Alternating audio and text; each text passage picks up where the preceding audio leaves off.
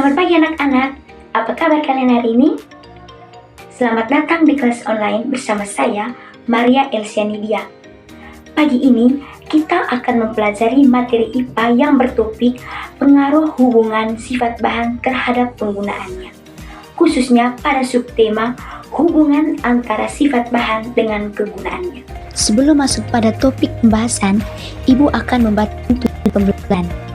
Pembelajaran yang pertama mengidentifikasi berbagai sifat bahan dan menjelaskan hubungan antara sifat bahan dengan kegunaannya melalui pengamatan terhadap benda-benda di sekitar dengan tepat.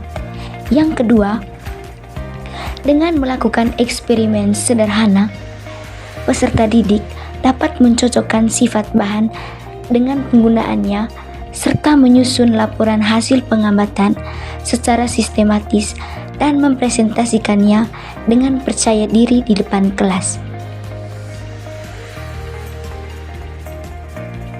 Selanjutnya, Ibu akan menjelaskan satu persatu jenis-jenis sifat bahan tersebut. Yang pertama, kekuatan. Kekuatan adalah kekuatan bahan mengukur seberapa tahan bahan tersebut terhadap tekanan atau tarikan. Contohnya itu anak-anak seperti baja. Baja itu sering digunakan dalam pembuatan jembatan karena dia memiliki sifat yang kuat dan tahan lama dan juga tidak mudah patah. Yang kedua, kelenturan.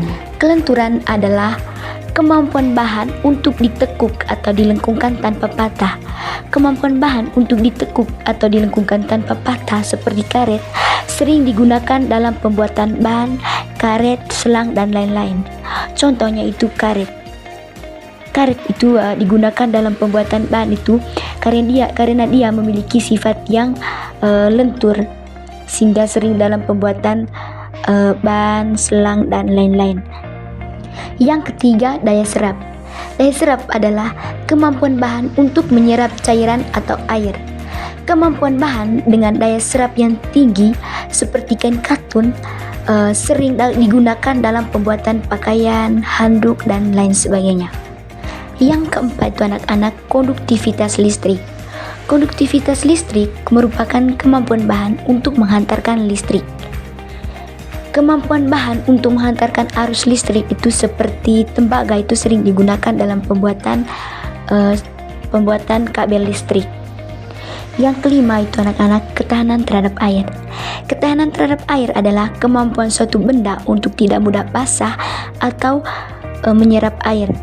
Contohnya itu payung. Baik anak-anak, selanjutnya Ibu akan menjelaskan contoh hubungan sifat bahan dengan kegunaannya dalam kehidupan sehari-hari.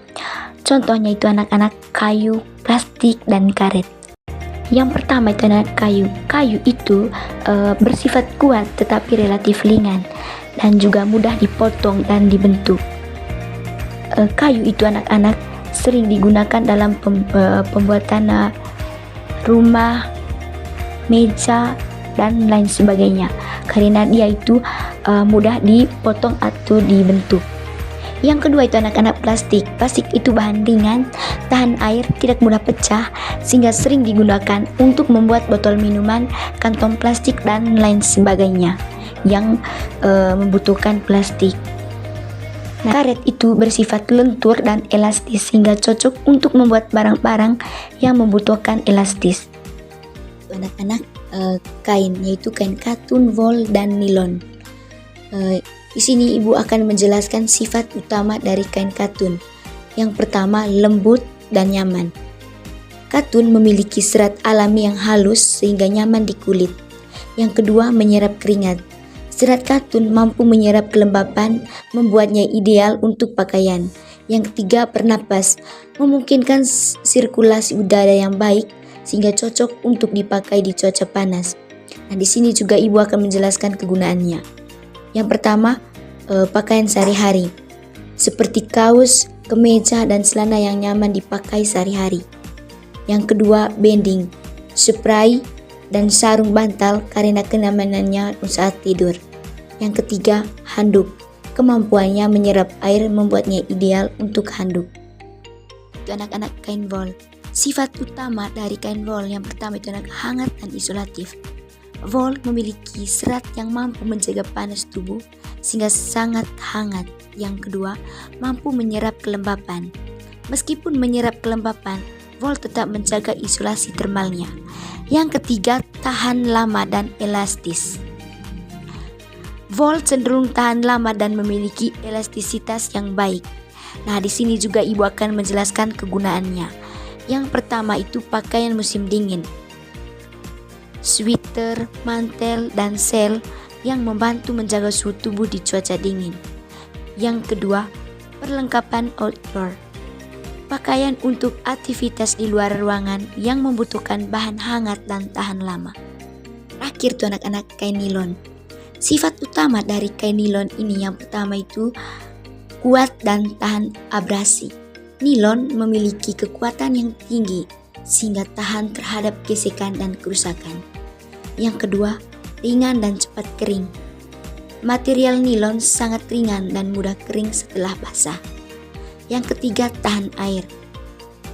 Memiliki sifat tahan air membuatnya cocok untuk penggunaan di luar ruangan. Nah, kegunaannya yang pertama itu pakaian olahraga dan outdoor. Jaket atau celana untuk kegiatan luar ruangan dan olahraga karena ketahanannya dan sifat cepat kering. Yang kedua, tas dan aksesoris. Digunakan untuk membuat tas, ransel, dan aksesoris lainnya karena kekuatan dan ketahanannya. Baik anak-anak, itu saja materi yang akan kita pelajari hari ini. Sekian dari Ibu, mohon dimaafkan bila ada kesalahan dalam menjelaskan materi ini. Sampai jumpa di video berikutnya.